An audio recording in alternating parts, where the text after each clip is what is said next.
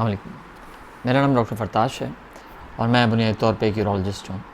میں college of physicians and surgeons کا fellow ہوں اور آج جس موضوع پہ میں آپ سے گفتگو کرنے والا ہوں وہ کچھ نئی ٹیکنالوجیز ہیں جو مارکیٹ میں اویلیبل ہیں اور بہت سے ہمارے دوست یورولوجسٹ اس کو ریکمینڈ بھی کر رہے ہیں۔ وہ ہے شاک ویو تھراپی یا پی آر پی، جس کو عرف عام میں بہت سے پیشنٹس شاٹ کے نام سے بھی جانتے ہیں کہ جی ہمیں شاٹ لگوانا ہے تو ڈاکٹر صاحب آپ بتائیں کہ اس کی افادیت کیا ہے اور اس کی کاسٹ کتنی ہے۔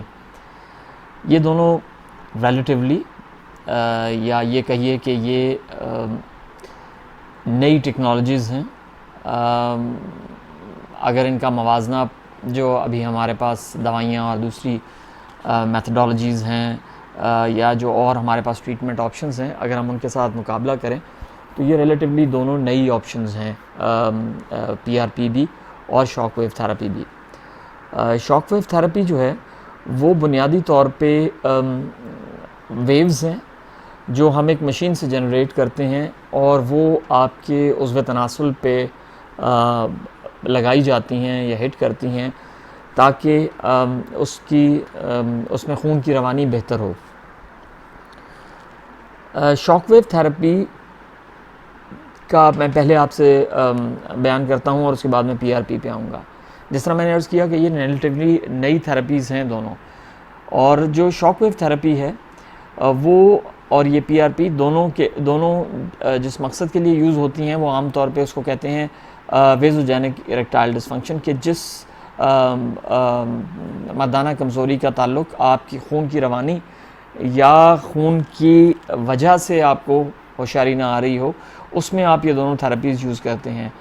اب جو شاک ویو تھراپی جس کا میں پہلے ذکر کروں گا ابھی، شاک ویو تھراپی جس طرح میں نے عرض کیا کہ وہ مشین سے نکلی ہوئی شعاعیں ہیں جو آپ کے پینس پہ یا آپ کے عضو تناسل پہ لگائی جاتی ہیں۔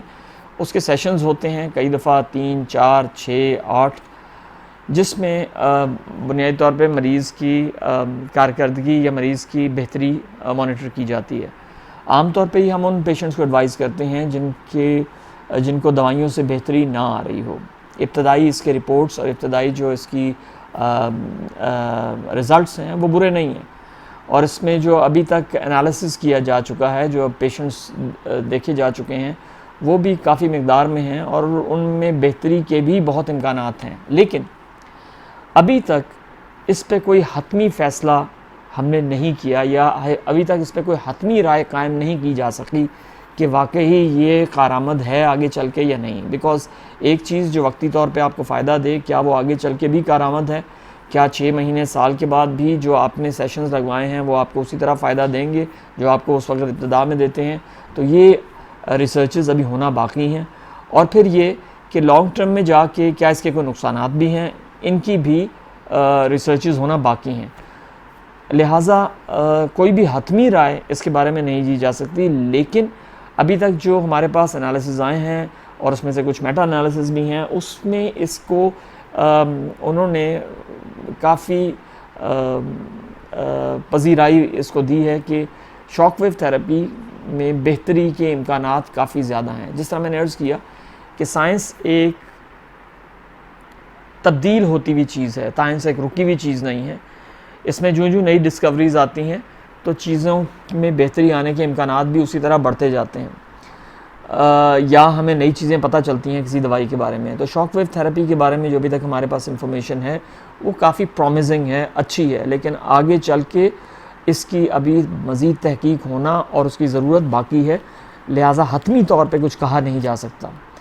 پی آر پی ایک بنیادی طور پہ انجیکشنز ہیں جو آپ ہی کے جسم سے پلازما لے کے لگائے جاتے ہیں، اس کو پیوریفائی کر کے، اور اس کے بھی کہا جاتا ہے کہ اس کو ہیل کرنے میں، اگر آپ کو پینس کی انجری ہوئی ہے یا اگر آپ کو کوئی خون کی شریانیں آپ کی پوری طرح کام نہیں کر رہی تو پی آر پی بھی اس میں کام کر سکتی ہے۔ اب پی آر پی کا جو اس وقت ہمارے پاس ڈیٹا ہے وہ لیتھوٹرپسی وہ شاک ویو تھراپی سے کم ہے۔